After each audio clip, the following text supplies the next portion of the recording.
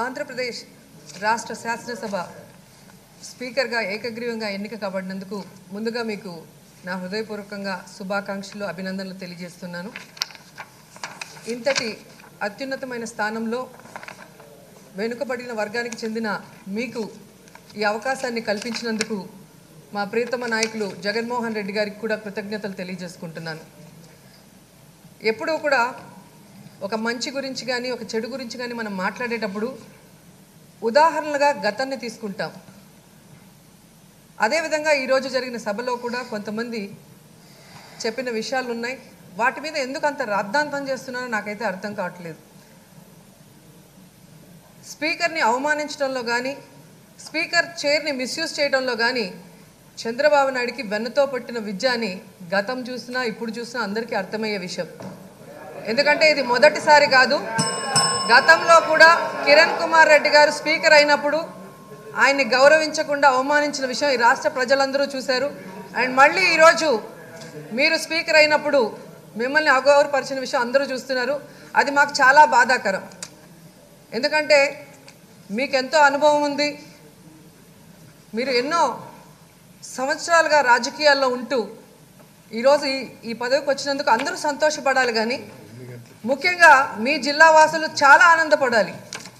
కానీ అచ్చెన్నాయుడు గారిని చూస్తే మీరు శాసన సభాపతి అయినందుకు ఆయనకి సంతోషం కంటే కడుపు మంటే ఎక్కువగా అనిపిస్తుంది ఆయన మాటలు చూస్తుంటే.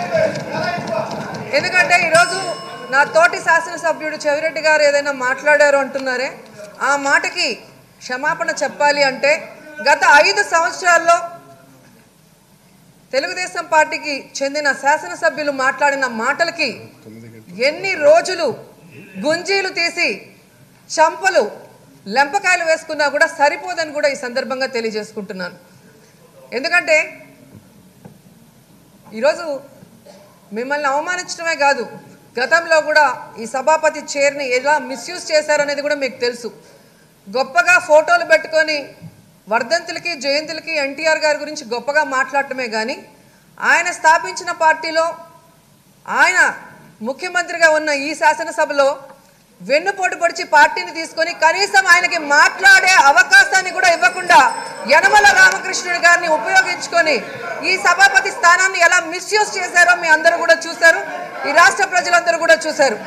అలాగే గత అసెంబ్లీలో మీరు చూస్తే రాష్ట్రం విడిపోయిన తర్వాత ఏర్పాటైన మొదటి శాసనసభలో కాల్మనీ సెక్స్ రాకెట్లో ఆడవాళ్ళని వ్యభిచార కూపంలో దించుతుంటే దాని గురించి వాయిదా తీర్మానం ఇచ్చిన నా నోరు నొక్కటానికి తన ఎమ్మెల్యేలు ఎమ్మెల్సీలని కాపాడుకోవడం కోసం స్పీకర్ స్థానాన్ని మిస్యూజ్ చేసి రూల్స్కి విరుద్ధంగా సంవత్సరం పాటు నన్ను సస్పెండ్ చేయటం న్యాయమాని అడుగుతున్నాను. ఈరోజు సాంప్రదాయాల గురించి మీరు విలువల గురించి మాట్లాడుతున్నారే, సుప్రీంకోర్టు వరకు వెళ్ళి పోరాడి నేను గెలిచి ఇంట్రీమ్ ఆర్డర్తో వస్తే కనీసం న్యాయస్థానాన్ని కూడా గౌరవించకుండా, న్యాయస్థానం ఇచ్చిన తీర్పును కూడా గౌరవించకుండా నన్ను లోపలికి రానియకుండా మార్షల్స్ పెట్టి బయట వేసిన మీరు సభా సాంప్రదాయాల గురించి మాట్లాడుతుంటే దయ్యాలు వేదాలు వల్లించినట్టున్నాయి.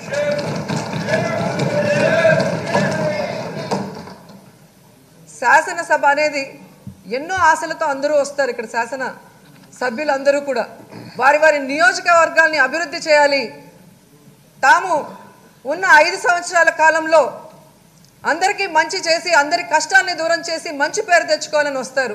కానీ ఇక్కడ వచ్చిన తర్వాత అధికార అహంకారంతో ఏ విధంగా 5 సంవత్సరాల పాటు గత ప్రభుత్వం ఘీంకారాలు చేస్తూ ఏ విధంగా అహంకారంతో ప్రవర్తించింది ప్రతి ఒక్కరు చూశారు, దీంట్లో ఏ సందేహం కూడా లేదు.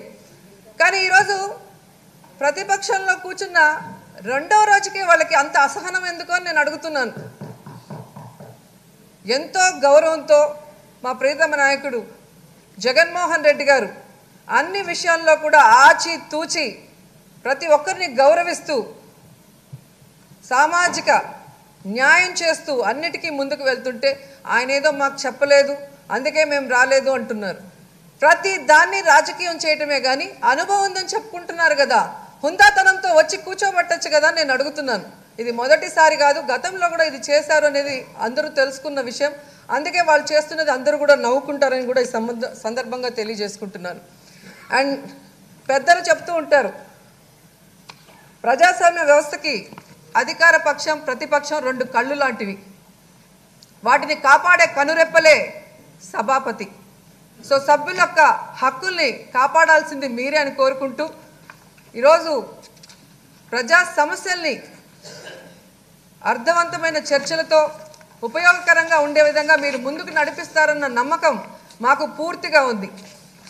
అండ్ ఈరోజు దేశమంతా కూడా మన ఆంధ్రప్రదేశ్ శాసనసభ ఎలా జరుగుతుంది అన్న దానికి ప్రతి ఒక్కరు కూడా ఇటు గమనిస్తున్నారన్న విషయం కూడా మనం అందరం గమనించాలి. అండ్ గతంలో లాగా ప్రజా సమస్యలు మాట్లాడే వాళ్ళ గొంతులు నొక్కటం కానీ, మహిళా సమస్యల మీద మాట్లాడే మహిళా శాసనసభ్యుల్ని రూల్స్కి విరుద్ధంగా సస్పెండ్ చేయటం లాంటివి కానీ చేయకుండా అందరికీ కూడా తమ సమస్యల్ని ప్రస్తావించే అవకాశాన్ని మీరు ఇస్తారని కూడా మనస్ఫూర్తిగా కోరుకుంటూ ఈరోజు ఎన్నికల ముందు ఏ విధంగా అయితే జగన్మోహన్ రెడ్డి గారు బీసీలకి పెద్ద పీఠం వేస్తానని చెప్పారో ఆ మాటని ఈరోజు తూచా తప్పకుండా ఏ విధంగా మంత్రి పదవుల్లో కానీ శాసన సభాపతి స్థానంలో మిమ్మల్ని కూర్చోబెట్టి కానీ న్యాయం చేస్తారు అన్న విషయాన్ని ఈ రాష్ట్ర ప్రజలందరూ కూడా గమనిస్తున్నారు. ఎందుకంటే గతంలో వైఎస్ రాజశేఖర రెడ్డి గారి పాలనలో ఫీజు రియంబర్స్మెంట్ కానీ, ఆరోగ్యశ్రీ కానీ, రైతుల ఉచిత కరెంటుతో ఎంతోమంది బడుగు బలహీన వర్గాల జీవితాల్లో వెలుగు నింపారు. కానీ గత 5 సంవత్సరాల్లో బీసీల జీవితాలు ఎలా చెల్లా చెదురయ్యాయో బీసీలకు తెలుసు. కాబట్టే ఈరోజు బీసీ డిక్లరేషన్తో బీసీకి తను ఏం చేయబోతున్నాడో చెప్పిన జగన్మోహన్ రెడ్డి గారిని నమ్మి ఈరోజు ఆయనకి పట్టం కట్టారు. తన మీద పెట్టిన నమ్మకాన్ని వమ్ము చేయకుండా ఈరోజు బీసీలకి పెద్ద పీఠం వేసినందుకు ఆయనకి మరోసారి నేను హృదయపూర్వకంగా కృతజ్ఞతలు తెలియజేసుకుంటూ, అందరూ చెప్పినట్టుగానే సభాపతి స్థానం తండ్రి స్థానం లాంటిది. తండ్రి ఏ విధంగా అయితే అందరి పిల్లల్ని సమానంగా చూస్తారో అలా మీరు అందరినీ సమానంగా చూసి ఇలా అనవసరమైన విషయాల్లో మేము పట్టిన కుందేలకి 3 కాళ్ళు అన్న విధంగా మాట్లాడుతుంటే అవకాశాన్ని ఇవ్వకుండా కేవలం ప్రజా సమస్యల మీద మాట్లాడే అవకాశాన్ని ఇచ్చి ఈ సభా గౌరవాన్ని పెంచుతారని మనస్ఫూర్తిగా కోరుకుంటూ మీరు ఏకగ్రీవంగా ఎన్నికైనందుకు మరోసారి అభినందనలు తెలియజేసుకుంటూ సెలవు తీసుకుంటున్నాను.